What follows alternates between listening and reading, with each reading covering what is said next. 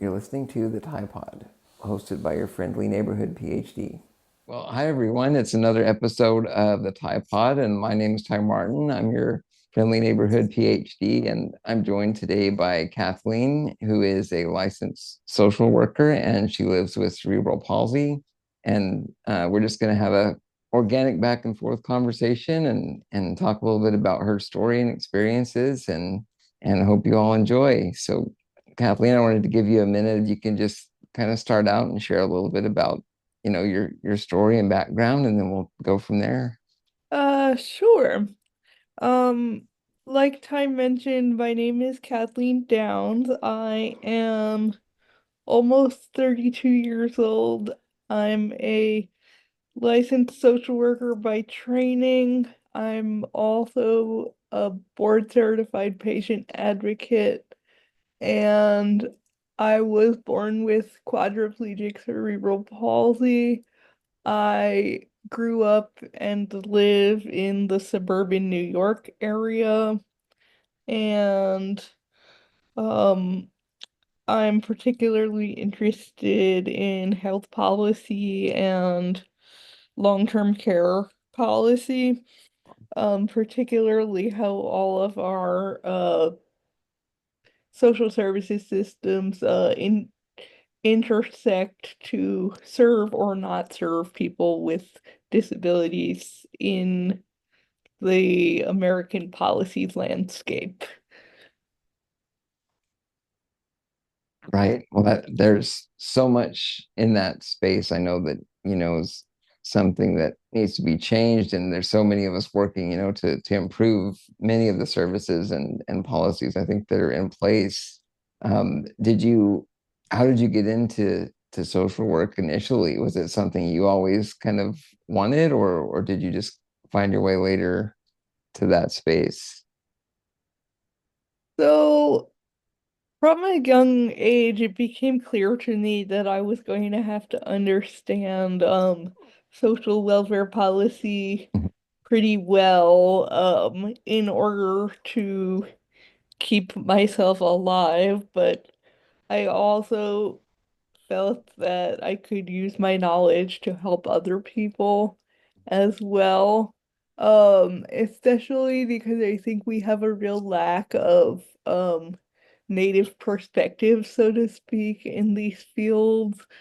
Um, I think that it's very possible for somebody to be well versed in these topics without having a disability themselves, but I do think that actually having a disability brings an angle to the conversation that you can't reproduce when you're Right. working from the outside looking in. It's sort of that, just that innate perspective that you only can have experiencing, these things firsthand, I feel like. Sure. Yeah, and somebody asked me recently, like, do I think that if I hadn't been born disabled, that I would still have wanted to be a social worker? Mhm. And that's not really a question that I can answer because truly I have no idea who I would be if I was born without my disability. That's not Right. to say that my disability has been the only shaping factor in my life, but it's certainly Right. been a large one. Well, And that's very much a hypothetical, I feel like, right? I mean, it's hard to imagine changing something, and going back and knowing what would end up happening in the future. I mean, yeah, that's I a mean, there's tricky, always yeah. there's always the expression, you change one thing, you change everything, and I feel like Mm, that's sort of true when it comes to disability is I'm sure there are things about me and my personality that would be similar either way, but I also think that there are large parts of who I have become that um just wouldn't have happened if I hadn't been born disabled. I certainly wouldn't have the same series of interests. Um, I mean, honestly, a lot of the work that interests me is what most people consider to be very, very dry and complex. So if I hadn't been born disabled, I just don't think I ever would have had a reason Mm, to um understand these policies as uh right. as deeply as I do, and I just don't think I would have seen the big picture about how they all fit together Hmm. and how they really do have such an impact on people's Right. day-to-day lives. I mean, I think a lot of that is invisible to most of the general public. I completely agree. And as as a wheelchair user myself, I've always thought it's sort of like if you roll a mile in my wheels, basically, then you understand kind of the complexities and all of the details that are involved, in living with a disability. And then I think that sort of fuels like a passion to understand something like what your field is. I mean, without that underlying sort of drive, do you feel like you would be as, I guess, as motivated or as involved, in understanding as you are? And I mean, I've always felt that even if it's issues that directly affect you, Uh-huh. you can't go into advocacy if your only aim is to try to save yourself. True. You have to have um a larger interest in trying to push the movement forward on the whole, because there's a Right. high chance that a lot of the changes that you hope to see won't be done in your lifetime. So Right. you have to be invested in a way that's beyond yourself, Hmm. but also the fact that it does directly affect me, Hmm. um, certainly I would say motivates me in a way that probably just never would have happened Right. otherwise. Do you feel like, initially it is kind of almost like it is driven, by you growing up with a disability and realizing that there are these things that need to be changed. But then do you feel like that was kind of a catalyst to all of a sudden you realize, you have an empathy for sort of everyone, the broad spectrum of, anyone that's facing, issues like many of the ones we deal with? Do you feel like it's kind of made you more, I guess, you are more concerned or empathetic to others around you going through, similar things? Um, yeah, I do, especially because disability or disabled is such a broad Mm, label. There's so many different types of disability, so many different ways to be disabled that mhm, um it's also been an opportunity to learn about people who are still under the same umbrella, but mhm. within that group have really different experiences than me. I mean, I think that's true in any marginalized or minority group, that there's just True. so much variation um with within a single group, and you see that really really there is no like social issue that doesn't overlap with some Mhm. other. So you wind up learning about all these other people too that are similar to you, but also have some really wildly different life experiences. It's such a wide diversity, I feel like, of people that fall into that space. It's not just disabled or not, right? It's there's so many intricacies and so many differences, I think, that we all bring to the table. And I think, people on that are kind of more on the ableist side don't really realize that. Do you think that that's something that's still going on frequently? I mean, yeah, I think that it takes people some time, and this is a very human nature thing. It takes people some time to see beyond themselves Mm, and to see something outside of what directly affects them.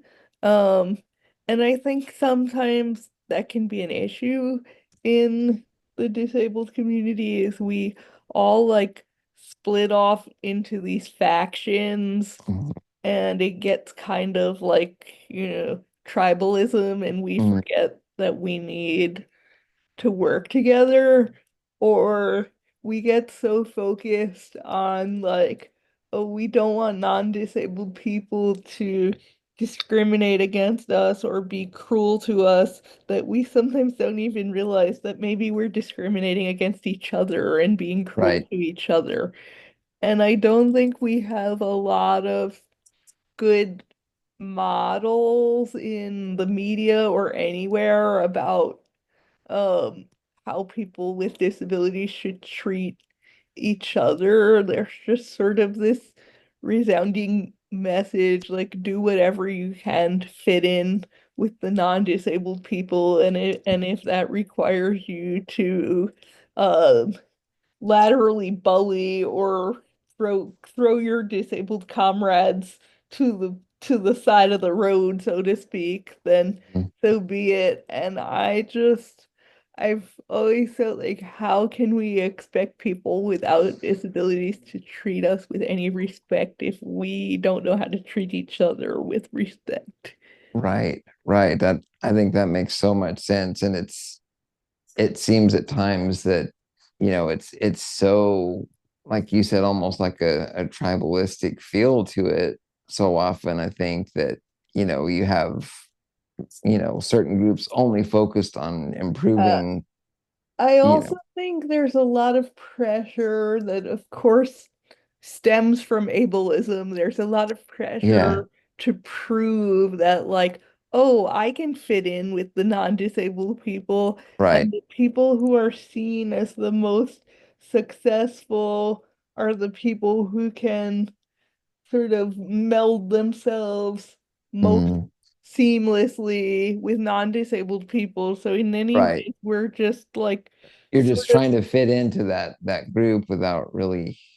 I mean, you're trying to basically push the disability to the side, right, as much as you can, and then just flow right. in with the rest. Yeah. And we're sort of reproducing like some of the same prejudices that we're always telling people Mm, they need to get away from. And I think that, you know, ableism is so entrenched in society that mm, sometimes people don't even realize that they're doing it. right.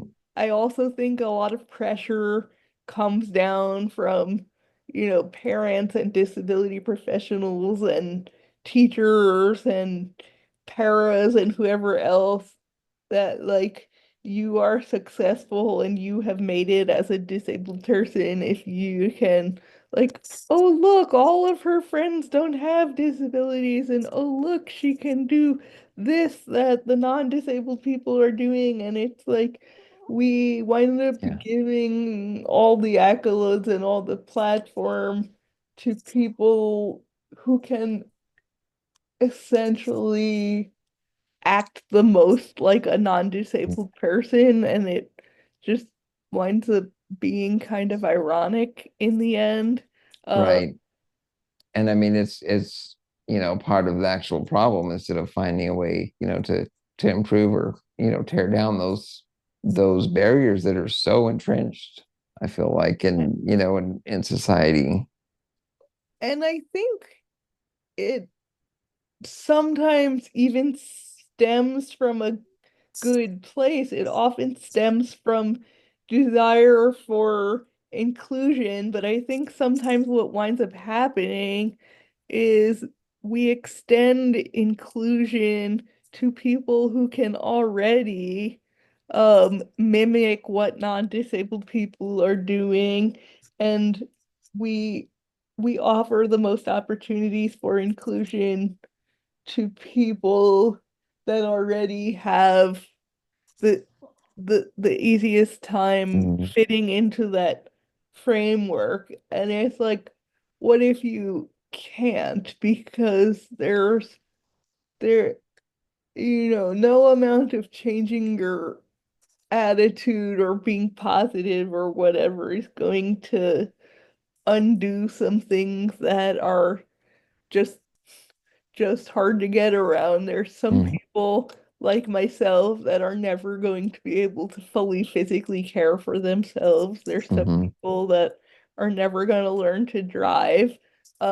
There's some people that may never live on their own in a traditional way without Right. support.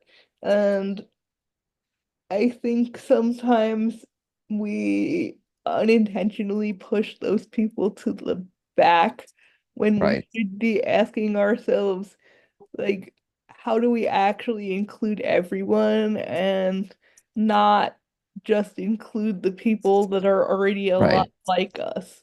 Right. Um, I think there's so much of this idea of like normalcy, right? Like you need to live independent and drive yourself and like this checklist of things that makes you, like a part of society. And that's just such it's just a wrong way of looking at it, because there's such a spectrum uh, of, you know, like that doesn't define you or make you successful. You know what I mean? Like it's like you're so much more than being able to check off these abilities that people think make you.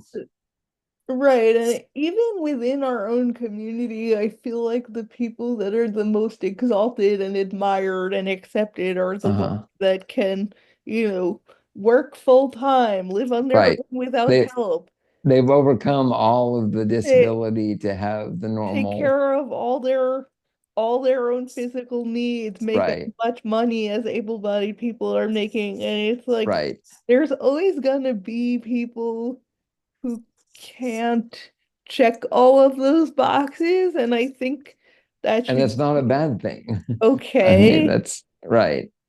And in some ways, in that sense, I think we're harder on each other within the community than people outside of the community are on us. Self pressure, basically, for.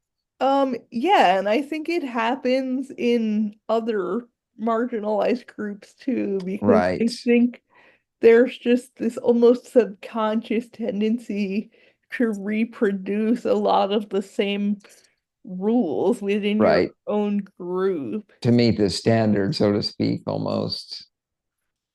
And to me, like two of the biggest things that sort of determine how you experience disability is like can you take care of your own activities of daily living, Hmm. and how much money do you have access to, whether that's your own money or your family's money. Right. And I feel like those two factors like make the whole experience diverge um depending on how the cards fell for Mhm. you, and a lot of it is just dumb luck, chance. Right. It really is. It really is. And Um, I think, you know, we catch ourselves sometimes being critical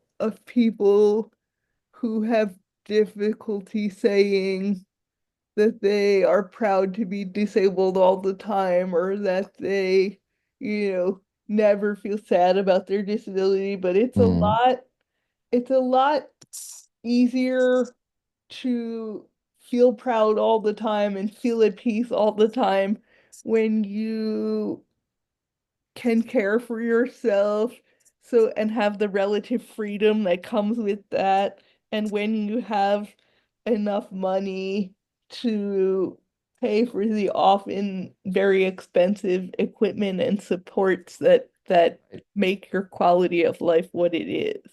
right. Right. I really think that's so well said. That pressure and basically overcoming everything with your disability to also be able to do a full-time job and live, you know, financially independent and all these things are just Right. it's And such a I it think for a me lot it of leads to burnout people almost, if that I think makes a lot of sense. people who require care, like, I mean, I certainly feel this way. Can't speak for everyone who needs Yeah, care, but as a person who needs a lot of care, I I often feel consumed just by the logistics of yeah, trying to like get myself together for the day. It's like a full-time job that you it pay is. other people for. You, Right. you don't get a salary, you give the salary to other people, but you do the work. I mean, everything else that goes into it is like a full-time job, except you don't get the salary or the benefits of, of that.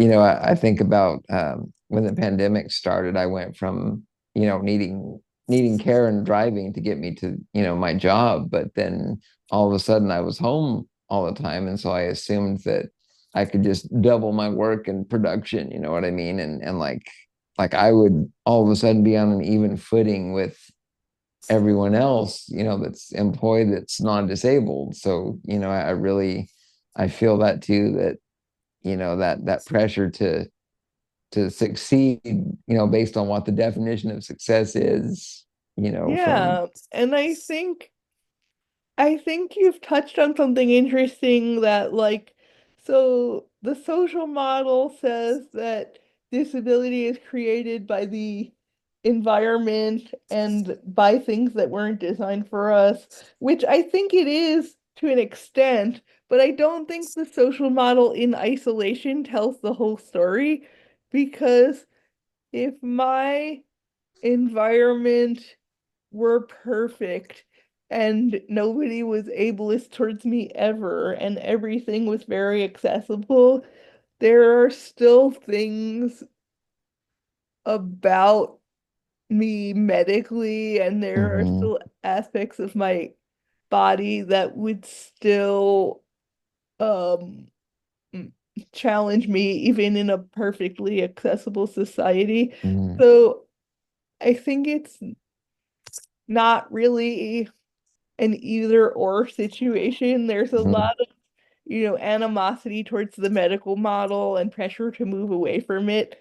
And I agree that the medical model by itself um, is not a good solution, but I also think the social model by itself falls short too.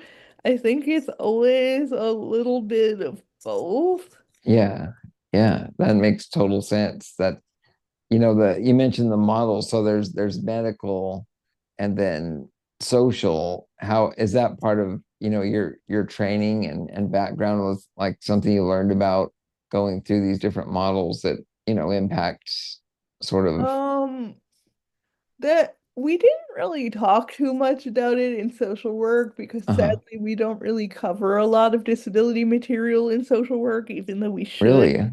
But the medical model and the social model, I'd say, are more like, pulled from disability studies, and they come up in Okay. conversation a lot within the disability community. And I think, there's a lot of pressure to put the social model on a pedestal. Um, and because for such a long time we only looked at the medical model, which wasn't good either, which Mhm, views disability as, purely a medical issue to be fixed and mhm, nothing to do with how people treat us. But now I think we've overcorrected in a way, like the pendulum has swung way back in the other mhm, direction mhm, to where it's taboo to even talk about that there are still things medically and organically that would not be fixed by a perfectly accessible environment. So mhm, I think we're past due as a community to consider that the like most things, like us. a singular model or a singular theory by itself um is is rarely going to tell the whole story. It's not sufficient enough to explain everything. Yeah. And like most topics, I think disability and discourse around disability is just like way overdue for some nuance rather than this pressure for like all of your ideas to fit squarely into one camp or the other. Right. Right. It's this kind of, I don't know, singular approach that just isn't quite, you know, Uh, it's kind isn't of quite like the sufficient. idea of disability pride. Like some people think that that means that you have to feel proud and unbothered by your disability all the time, which Right. I don't think is realistic and also I think is a bit disingenuous. Um, and I think, some people feel, ostracized by folks in the community Mm. that are like, if you don't feel proud of your disability, then you're self-loathing and you're this and you're that. But Right. it's just nothing is ever that black and white. I totally agree. I also think it's very normal to have your days here and there where it's like, I don't hate myself, but you know Hmm. what? Today I wish I hadn't been chosen for this particular path. Right. Because most most of the time my disability is just part of my person and it's just sort of, in the background of everything, and it doesn't really bother me too much one way or the other. But Right. also, I think it's important to be honest that, of course, I have days where I'm like, oh my God, I didn't sign up for this. Like it would be so much easier if I didn't have to deal with this, and this, and if Mhm. I could just take a few steps to the bathroom instead of being Right. heaved along a track in my lift and lo Right. And lowered have to, by what's basically an electronic pair of salad tongs just to go to the bathroom. it's a good, that's a good way to put it. I haven't thought of salad tongs before, but that's um, definitely I can see that. Yeah. And it's for me thinking back too, it's like if well back when I was able to use a shower chair normally, like I would, slide across and I was like if my wheelchair was 1 inch higher or if like there was, 2 inches more space to get parked in the exact place I wanted. It's just these little things that, I feel like are sort of exhausting and it's not I mean, Sure. we shouldn't be like, this is great, everything's fine. Like, every part of the disability is something that we are prideful about, so I understand Right. what you're To saying.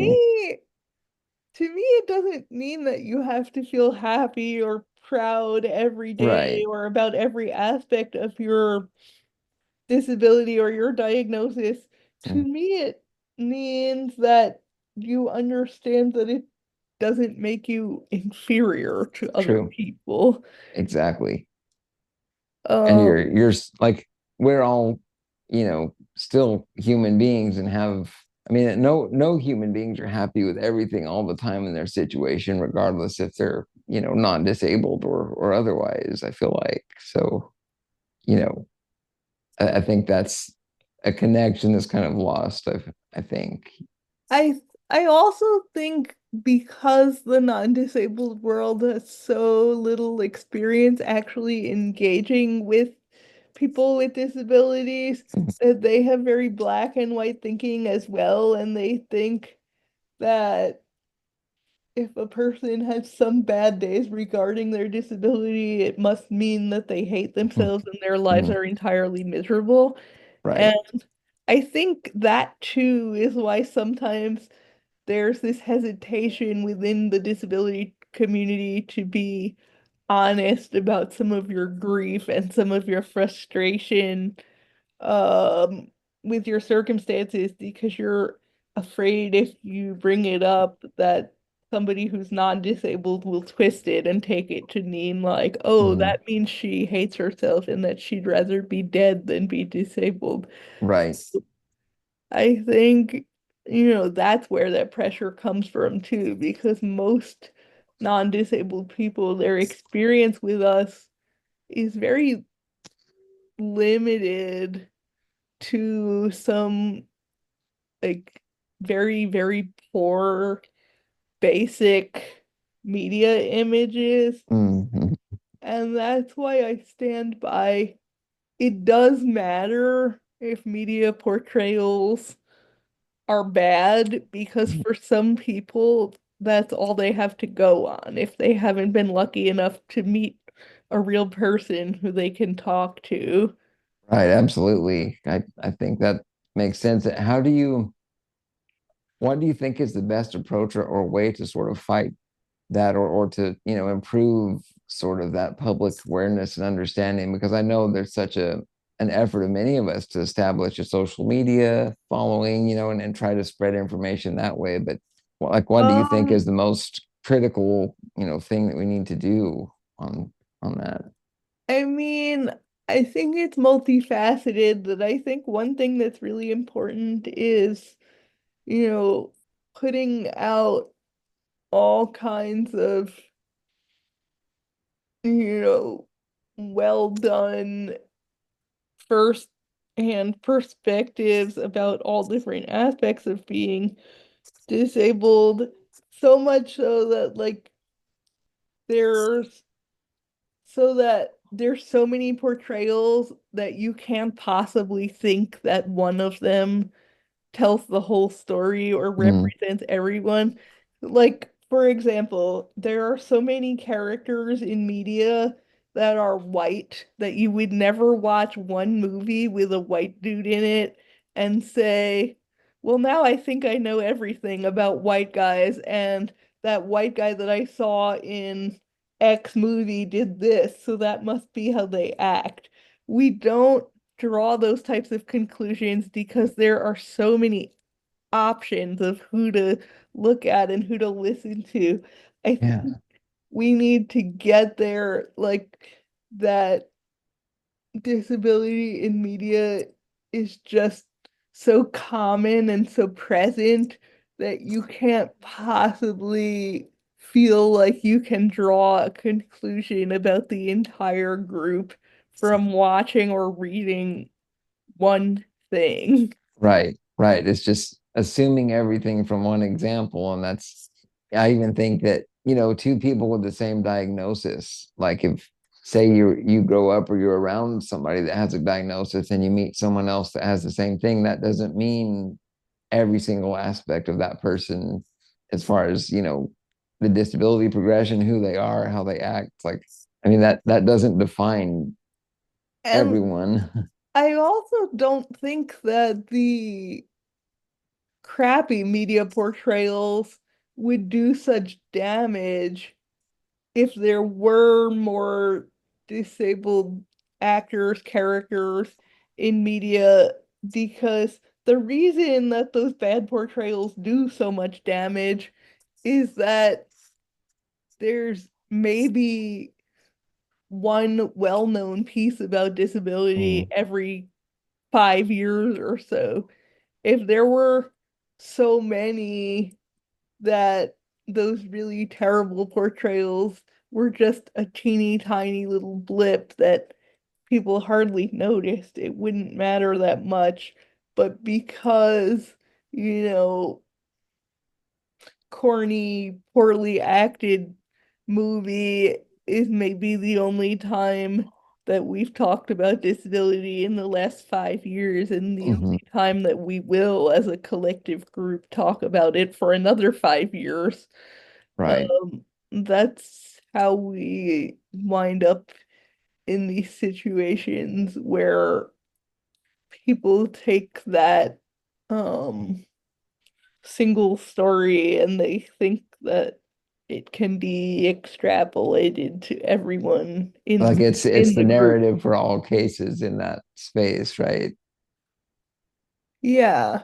And I think also if it's possible, it it helps to actually talk to people who have disabilities for yourself.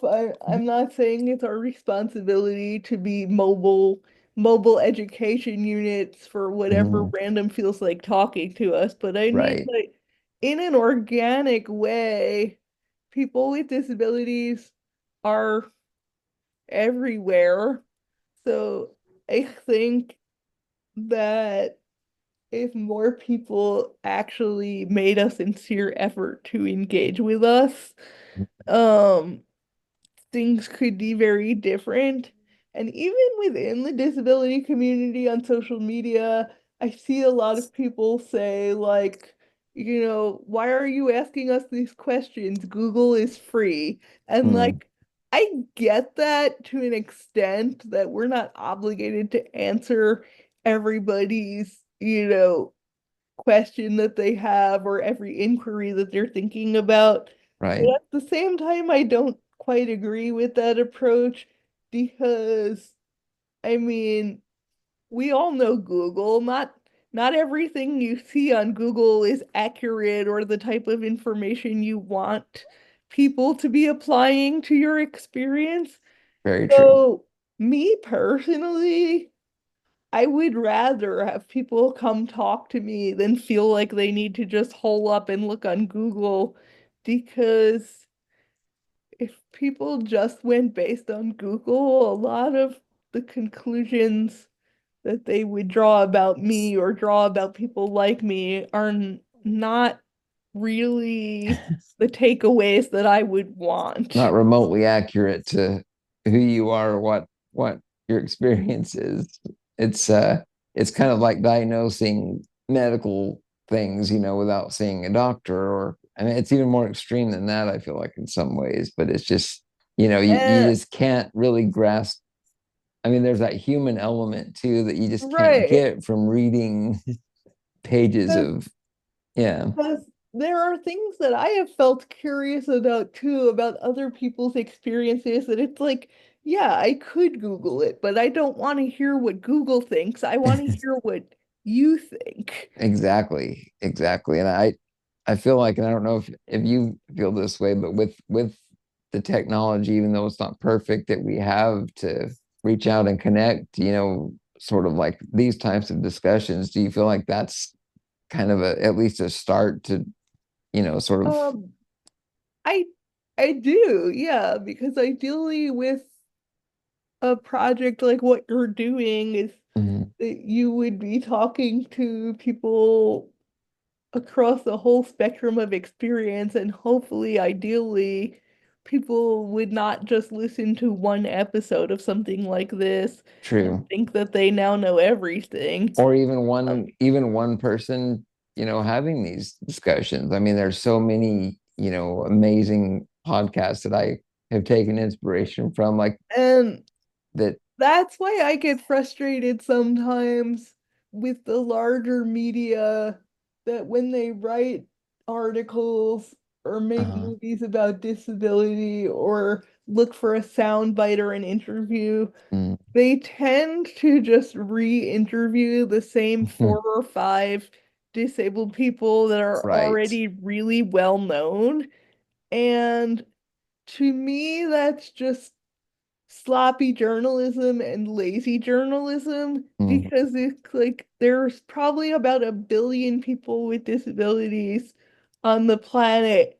You're telling me that you had no ability to go out and look for somebody who hasn't been given a platform before? right, I right, and can it, understand, there's some kind of human appeal to highlighting somebody that a lot of people know mm, about and whatever, but I think it gives people the wrong idea and it just gets boring and sort of ridiculous when we just keep asking the same five disabled people Mhm. what they think about disability. And there are so many subtopics within disabled lives because we're just people with Mhm. so many different aspects of being alive that it's not possible for the same disabled person to be an expert on every subtopic. Right, right. I think there's just as much diversity, with just, I mean, that's just a Look, human thing, don't you think that every human is so like different? I, singular person with a disability, I'm just a person, and there are so many issues that affect our community. I Mhm. can't possibly be the expert interviewee on benefits, housing, marriage equality, home accessibility, Right. Medicare, Medicaid, Social Security, adaptive clothing, whatever else. I feel like sometimes when they need a sound bite about like any issue that affects us, they just Uh-huh. get the same couple people as if they can be the subject matter expert on every aspect of our lives. Right, and that's not a short list. I mean, there's so many factors and so many intricate details in all of those areas that you talked about. I mean, it's just not possible to get, for one person to be a complete expert on every single one. That's there's just so many challenges. I feel like that it's Right. just It's not. kind of like, like those silly TV doctors, how they like call them in for comment on every ailment. It's like you can't be a specialist on everything that can that's go wrong with a human body. that's a never-ending list, I think. Um, and yeah, I mean, I think that's a big problem with media too, is they don't do the work to try to shake the trees and find Right. Right. I mean, new thinking of voices. thinking of my care team I've been building, it's not just one neurologist. It's like, you have pulmonology, you have dietitians, you have, gastroenterology. There's just so many, you know, specialists needed for all these things that it's not possible for one person to be able to guide you, towards the best treatment or the best way to navigate, all the challenges involved. I feel like. Um, yeah, no, and it's not um the the amount of close study and education that you would need to be a specialist on everything would just be not humanly possible. So why don't we extend that thinking to talking about disability? It's not possible for the same 5 or 10 people to tell the whole And story. to have all the answers and all of the understanding needed, even. Yeah. Yeah, that makes so much sense.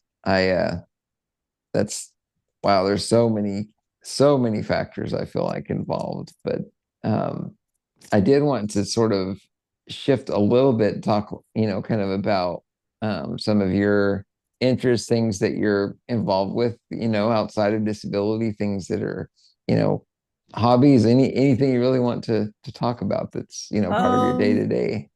yeah, so I um I also do some other social worky things that are not directly disability related. Like I'm on an advocacy and government relations committee for the National Association of Social Workers in the New York chapter. So a lot of the policy issues that we work on are bigger than just disability. Um, I am um I'm on a patient council for the organization that I receive my home care physical therapy through. So, I do the meetings with that healthcare system to try to um talk about ways that we can improve service delivery for people in the outpatient population. I think particularly we're the first major group of people with congenital disabilities that are actually like living to be kind of old. So now Mm, they have this issue of like, all right, we have these people born with these pediatric disorders, except they're not pediatric anymore. So what do we do? right. And I think that's been really interesting to work on, sort of raising this awareness that we're kind of in the in-between between the pediatric and the adult world because Hmm. most of the people who are trained in how to help us are children's providers, Right. and the system just hasn't really updated to reflect that we're still alive, to put it bluntly. Um, so I do that. I take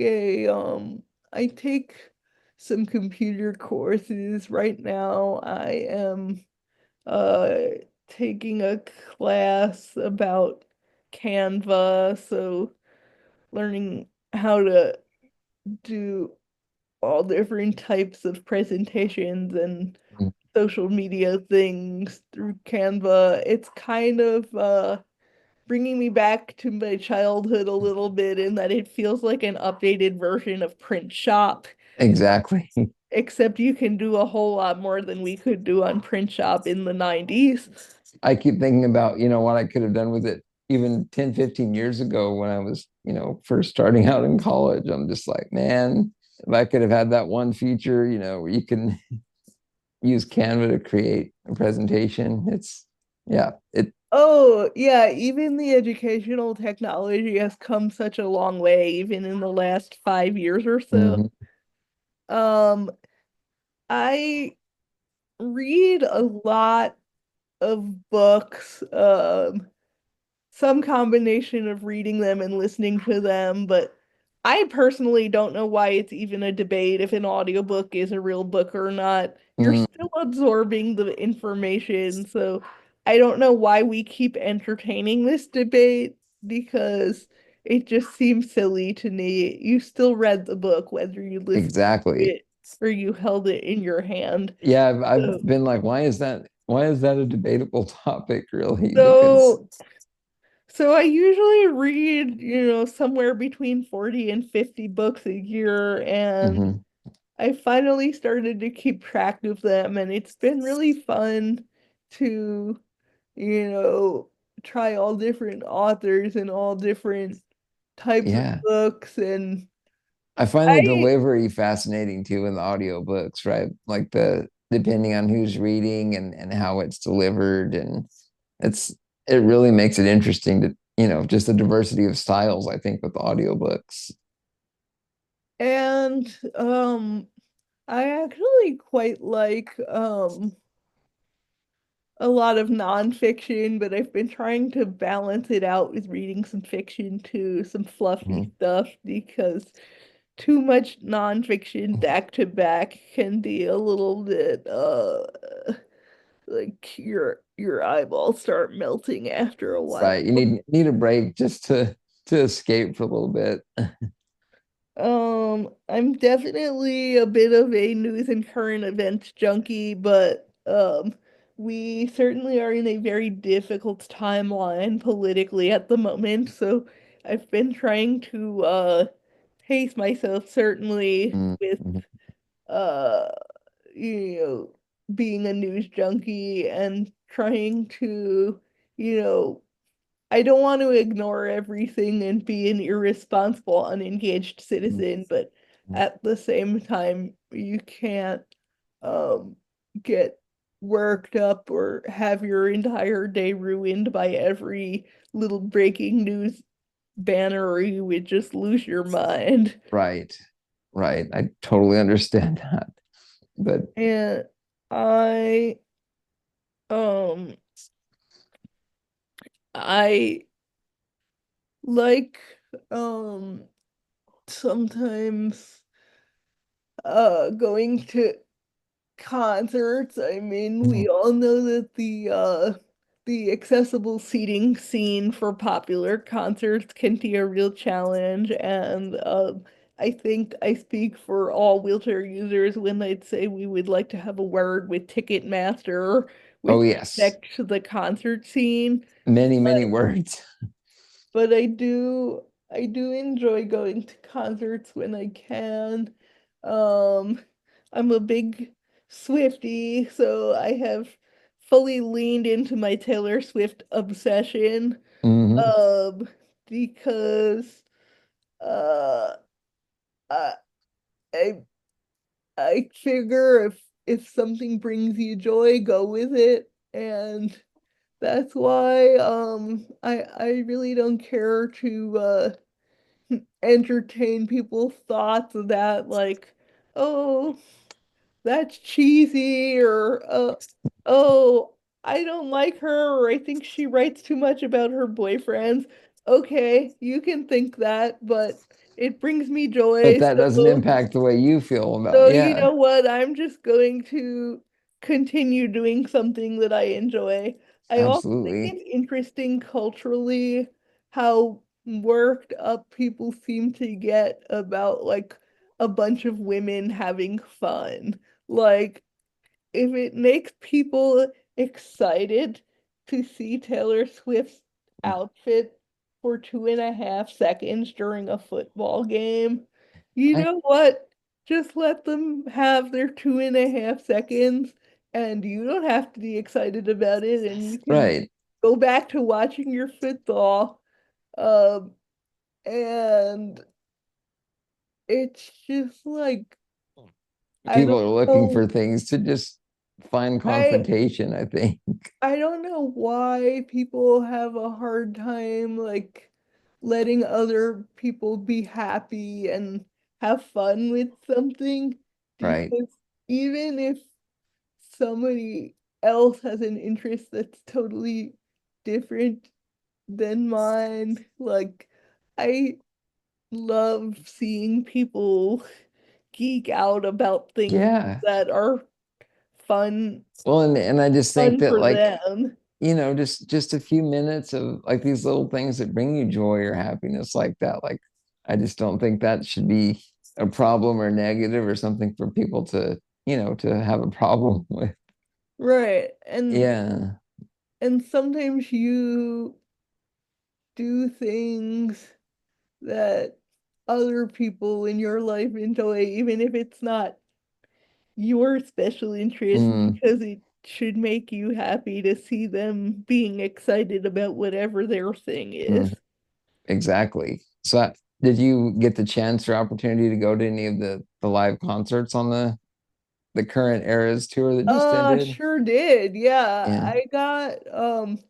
I I had like it it really was like a true one in a million type shot. I when the whole Ticketmaster fiasco was going on, when it kept crashing and all that, I decided that I would just grab what I could get and then see if we could exchange them later on. And it took some poking and some prodding, but I did eventually get the venue to change out the regular tickets I had bought for accessible ones, which that is something I learned in the process, that technically, if you buy a regular ticket and then you arrive at a venue and need an accessible ticket, Hmm.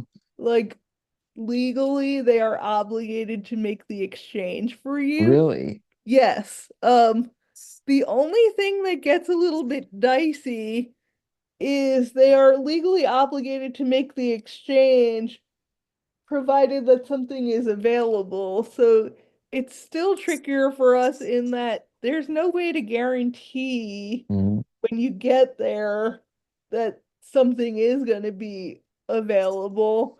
Um, but it's good to know that if you ask them to make the exchange, they can't just be like, LOL, no exchanges.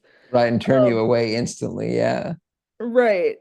So, Wow, that's interesting. I may have to implement that a little bit more at some local um, concerts.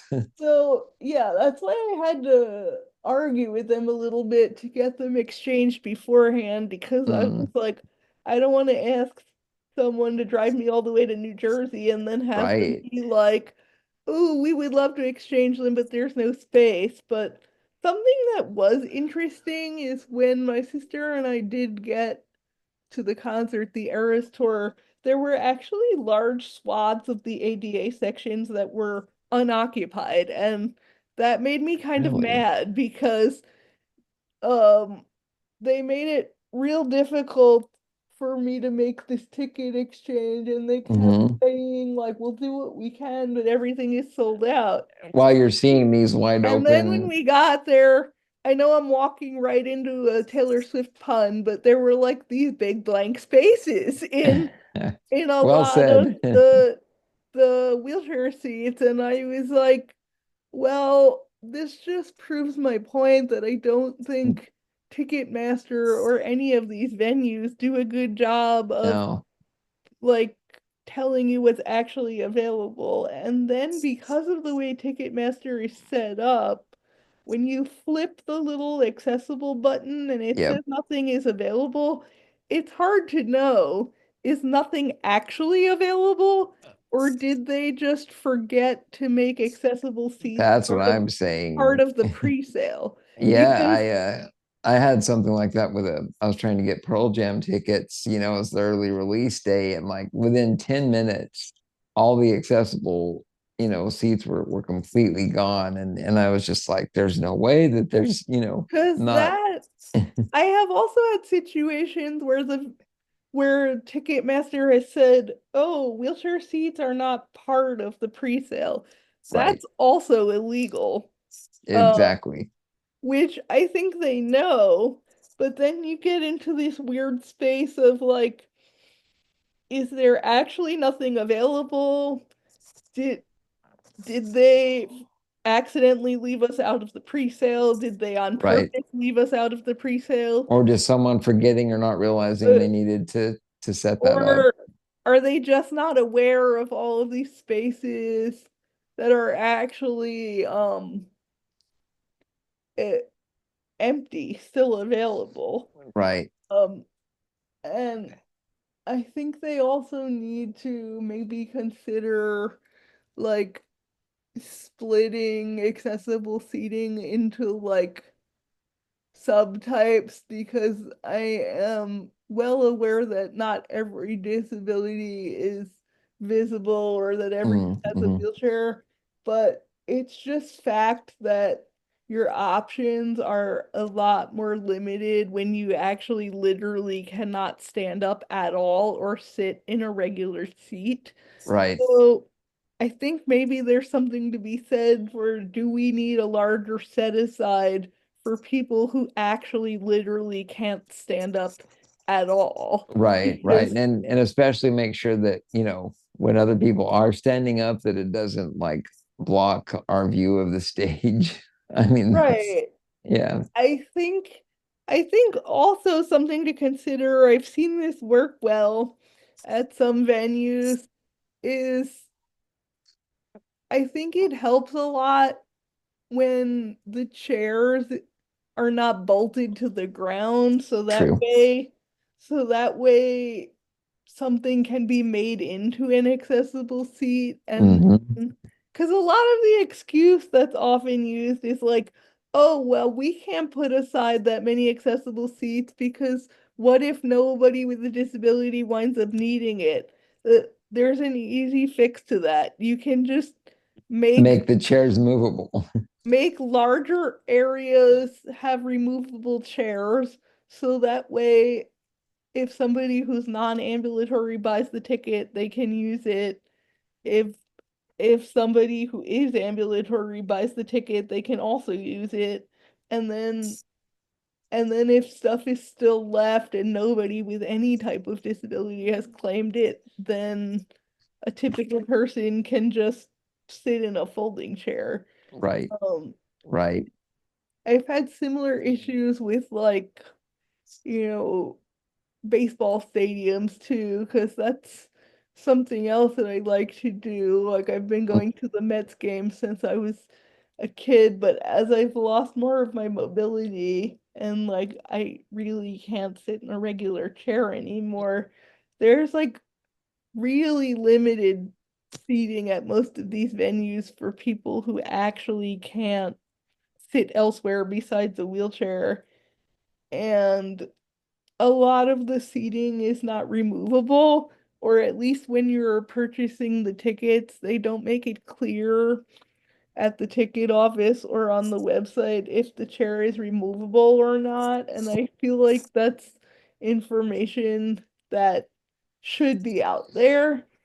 Um, Absolutely. because like there's a lot more nuance to accessible seating than I think people think there is. And there's also like a big difference between accessible seating is ideal, but I can make another section work, and this is literally the only section that I can sit in unless you want to suspend me in a sling from the rafters of the Oh stadium. wow. That Like, yeah, that's uh, and also you have to think about too, like in theory, even if you wanted to be slightly uncomfortable and be transferred to a regular seat, you also have to consider, are you a person who can get up on your own? Because if you mhm. can't, then that puts you in kind of an unsafe situation if there's an emergency,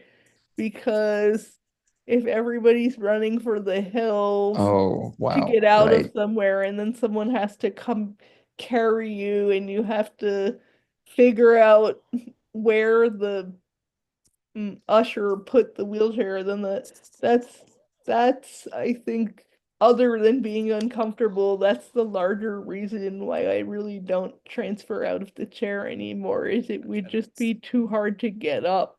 Right. And that's, I mean, it's not just, sporting events or concerts with the safety area, I feel like that's something that's missed in so many places, fire exits and, like Oh, escape plans. It's just, yeah, I think every person who was once a disabled kid in America probably has a horror story about some mhm, fire drill where they totally forgot to even think about you. right, And then right. they're just like, ooh, you know what? You sit here in this corner, and if this was real, somebody would come for you. And Just waiting someone. Yeah, yeah, it's like, would they come? I don't know. And do like I look right. And I back know and there I was don't blame my childhood self for being distrustful and being true. like, oh, if this was real, I would probably just die. Well, with the fires going on in LA, I know there was at least one story, maybe more of, someone basically being told to wait, to be saved, and I mean, they didn't survive, So it seems like it's such a afterthought, that is so important that needs to be addressed, I think. Oh yeah, the wildfires, obviously, like that's a very, very extreme example Right, of the right, same concept, but it does make you think about like it's easy from the outside to be like, oh, you should trust that people would come for you in these right, situations. But then you see something like that and you see how easy it is for first responders to get blocked up or have no way through right. that. Um, and when people are panicking, it's a lot of um fending fending for It's yourself. right. So much chaos in that too. And I feel like we just never really learn our lesson as far as disability and disaster planning Hmm. because we have all these case examples, going back as far as 9/11, where it was like, oh wow, we should have done this Hmm. differently, but then nobody Nothing changes really anything, changes. or Yeah. they brush it off and say, you have to understand that that was an extreme situation.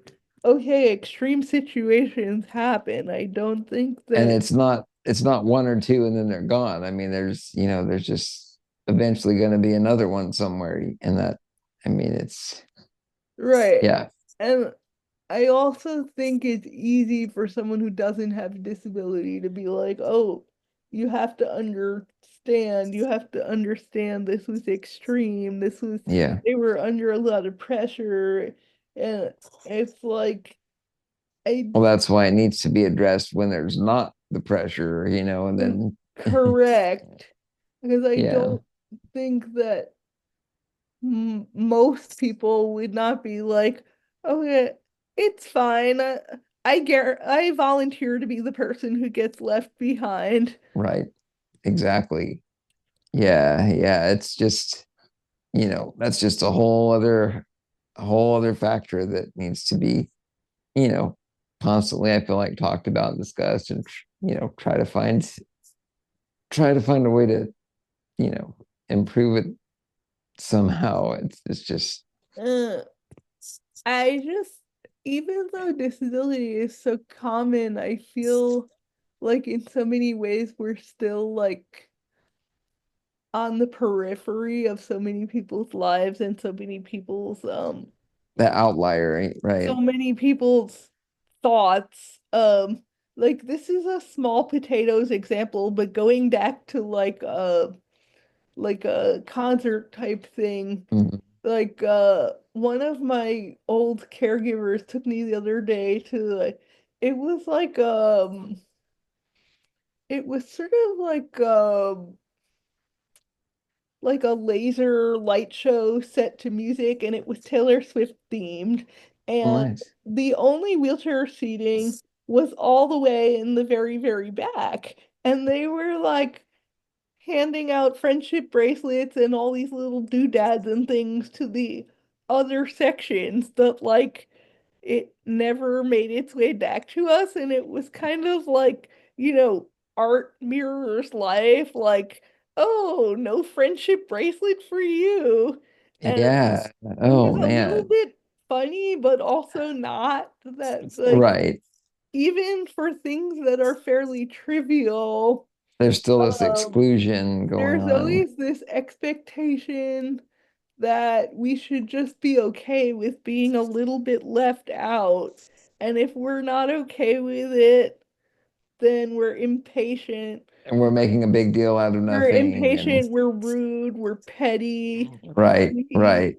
Make we like obsessing about tiny details that most we people, don't know what's important in life, and it's like, yeah. well, it's easy for you to make those remarks because you will always be in the section that's at the That's front getting, yeah. of the You're line. getting the friendship bracelet. So, Right. Metaphorically and literally, right, you are getting the friendship bracelet if you don't right, have a right. disability. Uh, Exactly. It's sort of like the airplane bathroom Oh, issues, wow. like Hmm. very easy for people to say you should just accept it and understand that it's a design challenge. And it's like, okay, Pam from Ohio that can poop 3 times on the flight if she wants. Um, you, um, you, you get your pick of perks when you Right. don't have a disability, and people like to say things that are thoughtless, like, oh, you guys are so lucky you get to board first. I also get to get off the plane dead last. Well, Uh, and also your chair's probably not going to be working when you get it back up, right. obviously. Like I'm there's fearful to bring the chair I would like to use on the plane. I, right. I can't use the bathroom. If there's some kind of emergency, I'm the hardest person to evacuate. And Right. Like let me board very last if it means I can, use the bathroom when I want and, have all and the and perks on again, there. you're the person who, if there's an emergency, people will be like, well, you have to understand that it would be hard to come back for you. Uh, Right. so yeah, yeah, I would rather get on the plane last if it meant that I could use all the features Absolutely. of the plane. Yeah. And I think Yeah. maybe that's coming one day. Like I know Well, that I hope wheelchairs so. on planes is something they are working on. Yeah. Um, Just a- slowly glacial pace working on, and but and I know people say like, "Oh, what if the plane crashes?" Baby, if the plane crashes, I'm dying anyway. So true. I want to be seated comfortably while I Right. die. As, as Exactly. as I plummet into the Atlantic Ocean, I want to have proper seating on my way down. Exactly. I totally agree. But The I feel like we could talk about these issues all day long, honestly. But uh the little video where they have the people sliding down the escape slide into the oh yeah, sky, like we're all gonna go down anyway, so I pretty may as much well be comfortable. until I get like a parachute, installed on the back of my Permobile, right? You can just deploy that when you're Oh, I'm sure they'll have that one day, but they'll be yeah, like, it's not covered and it's $500,000. that's very true. Very true. But But I appreciate it, Kathleen. That was really great. And there's so many more topics we yeah, could talk yeah. about, Thank but you so much for having me. This was yeah, fun. definitely. And for anybody that wants to like connect or follow or see some of your content and what you're into, like what's the best way to connect? Sure. So my Instagram handle is at Squeaky Wheelchair, and I use my full name on Instagram, so you will find me under just my name. Okay. And also, I have a blog called The Squeaky Wheelchair that I started in 2013. Okay. So, um, I write about my life and about disability issues, and you can find a lot of my writing there. If you Google it, it will come up. But also I have links to the blog in my Instagram, Perfect. and um you can also go directly there by going to the squeakywheelchairblog.com. Okay. Well, I'll make sure I include all the options in the description of the episode too, and that way people can find you at all those sites. That's awesome.